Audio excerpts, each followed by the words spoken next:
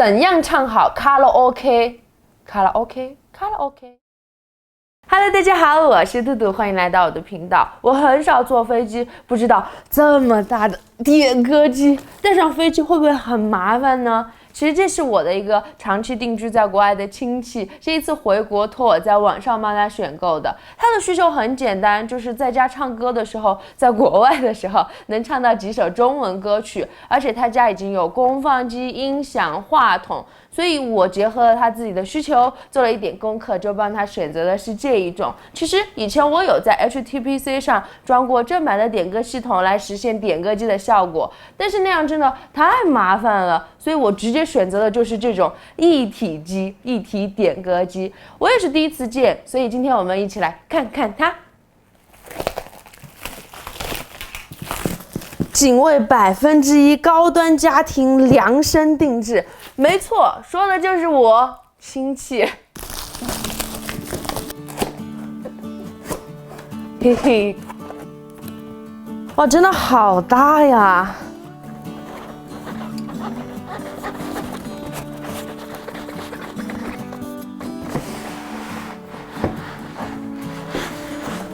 让我们一起来看看它的真面目。噔噔，对，就是这个。其实经常去 KTV 的朋友应该很熟悉吧？就是那个点歌台呀。这些就是全部的配件。来，我给大家介绍一下重点：简易式的支架，因为它带不走那种落地的，太大了，所以我给它选的就是这种桌面支架。电源线和视频音频线没啥好说的吧？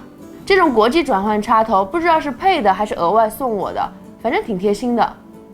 帮亲戚检查一下硬盘，看过不过关。哦，是希捷的，2T 是这个型号最小的容量，我亲戚觉得足够了。这个麦乐迪5016真的是尊贵版啊，要4000大洋，而且它真的很重，16斤。所以这台一体式点歌机就是大家看到的这样一个巨大的触屏，一堆处理硬件，一块硬盘，一个点歌系统。后面这边都是一些按键，这边是一些常用接口 ，AV 口、VGA、AUX、HDMI、网口、USB、电源，就这些。我已经通电了，现在我们开机。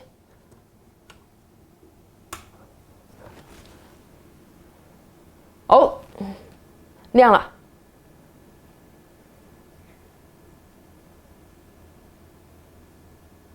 啊，为什么还没有反应啊？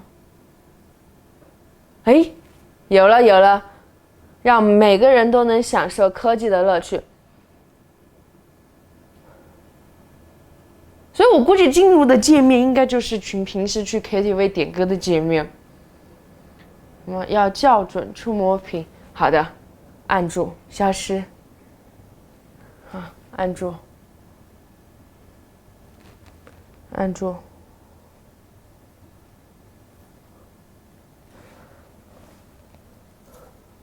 校准完成。扫描硬盘，现在在。来了来了，大红色的，真的好珍贵啊！我准备好了视频采集卡，要跟大家录这个点歌系统的界面，结果我发现接上之后，它只能录 MV 的画面。看，如果我退出全屏，这个界面录不了，所以我只有用相机录了。大家看这个界面是不是很熟悉？对，就跟你进 KTV 用点歌器点歌一模一样的系统界面。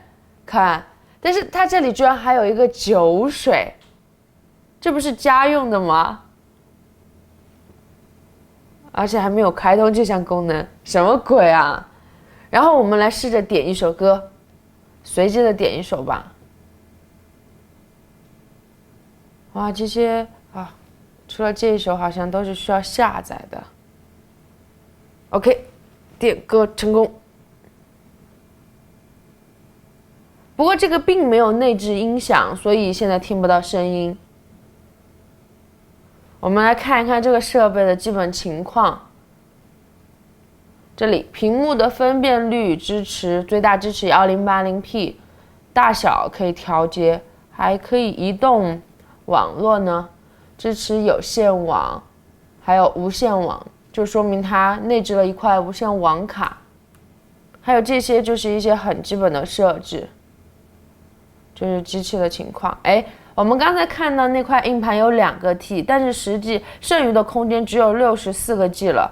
本地的歌曲有2万多首，还有云端有快60万首歌。我在想，如果说把这60万首歌全部把它下载下来，那得需要一个超大的 NAS 了吧？而且我发现它支持 NAS， 快看有 NAS 版的。我看了一下，我就觉得它是把那种商业版的 KTV 系统直接就照搬过来了，都没有过滤，这明明是家用啊！我发现这里有一个2维码扫描手机点歌，我刚才已经匹配好了。现在我就用手机来点歌试一试。点歌成功，好的，我们来全屏。成功了！看我点的就是这一首《后来》。对了，忘了跟大家介绍，还有一些莫名其妙的应用。这个爱奇艺打开有点卡，这个游戏玩着有点傻。皮肤我已经从开始的换了一下，稍微能接受一点了。总体情况就是这样。本来我已经准备好要开始 K 歌了，结果发现话筒的接收器电源找不到了，我只好出去买一个了。我在这边看到一个完全一模一样的点歌系统，界面都几乎一样的。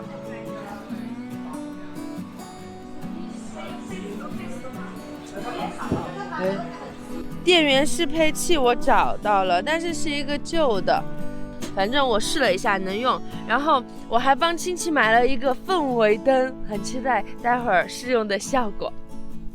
给大家看一下我是怎么接线的。上面这个是我的一个旧的功放机，接了2个音响，一左一右。上面这个是话筒的无线接收器，我用了一根线跟功放机接在一起。一体机的画面输出用了一根 HDMI 接到投影，一体机的音频线接到功放机上，就是这一根。也就是说，至少需要这几样设备，你的家庭 KTV 才可以正常的使用起来。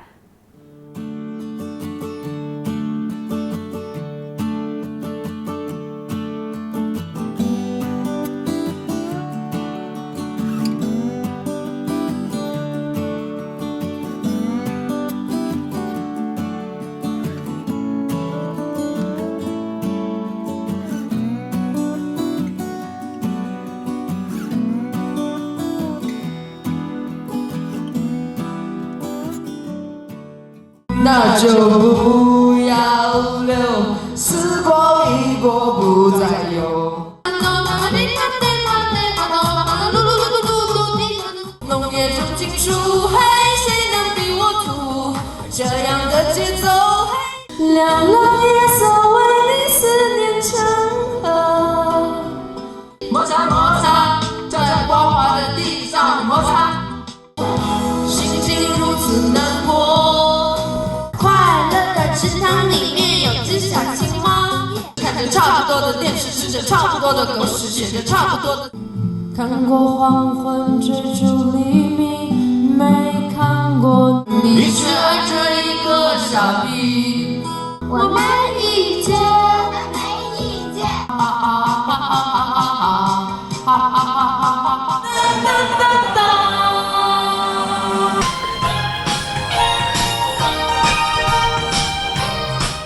伟大的工程要建300年，区区的小事6年国建，小小的岛国，肮脏的台北，谈判着谈天，还是没主张。1997要解放香港，日不落帝国香。该不该让你到我的世界？ Let's go。 无所谓，陪着我喝咖啡，爱在空气里，暖暖的是你的笑，赶走心情的灰。我想我不在意你曾爱过。会累，爱会冷，这是感情必经的过程。只是有人就放弃，也有人愿意在浮动不安世界里找到安稳。帮亲戚里里外外的检查了一遍，发现机器没有问题，我就放心了，非常符合我亲戚所有的需求。它呢就要比一般的这种点歌器要贵一些，但是整体给人的感觉还挺不错的。目前来讲，我亲戚可能觉得2个 T 的硬盘够用了，但如果后期觉得小的话，那可以换一个大一点的。但现在有一点让我非常不爽，那就是它照搬了商业的 KTV 系统，为什么不出一个家庭定制版的呢？还有就是它的大小让人觉得好尴尬的呀！你说作为家用，难道不是这种尺寸大小的最合适吗？这个如果是作为显示屏来用，难道不会觉得又小了一点吗？所以这个尺寸呢，真的让人觉得说不上来，很尴尬的感觉。况且它是真的很重的。当你有了这样一台一体点歌机之后，你的家庭生态系统其实还没有构建完成，你还需要功放机、音响、话筒，甚至是氛围灯，没个1万应该拿不下来吧。就算你已经搭建好了这样一个生态系统之后，可以在家尽情的 K 歌了，你会发现一个让人更加悲伤的故事，那就是你缺的是设备吗？不，你缺的是一个独栋大别墅。像我们这种高层隔音有吗？没有的。像我之前有2次自己在家 K 歌，真的我都担心自己扰民了，最终我就决定以后不要在家 K 歌了。但是我亲戚却没有这样的顾虑啊，是一个让人悲伤的故事。那么本期的分享就到这里，我们下期见。